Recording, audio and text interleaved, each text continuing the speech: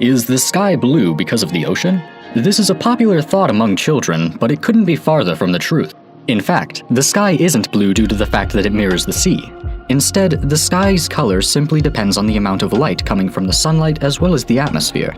The reason why the sky is blue is a direct result of three basic variables.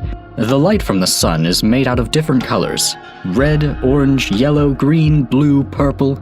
Each of these colors is made out of its own wavelength. But if the sun is made out of all these colors, why is the sky blue? The atmosphere is full of gas molecules, and as the sunlight passes through it, the colors with the longest wavelength pass through, but the ones with the shortest do not. The blue and purple wavelengths are absorbed by the gas molecules and scattered throughout the sky. The blue color coming from the sunlight is absorbed by the atmosphere's gas molecules and scattered. Therefore, your eyes will mainly see the blue color.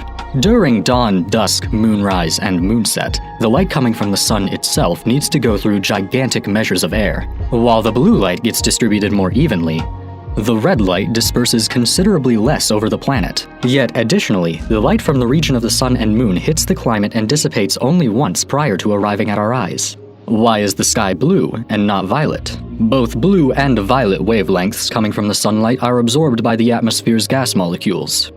This is simply due to the fact that the sun has a higher concentration of blue light waves compared to the violet ones. Also, our eyes are more sensitive to blue light rather than violet, and therefore, they're more likely to see the blue color of the sky. Other planets could have a different colored sky depending on the gases and light traveling through their atmosphere.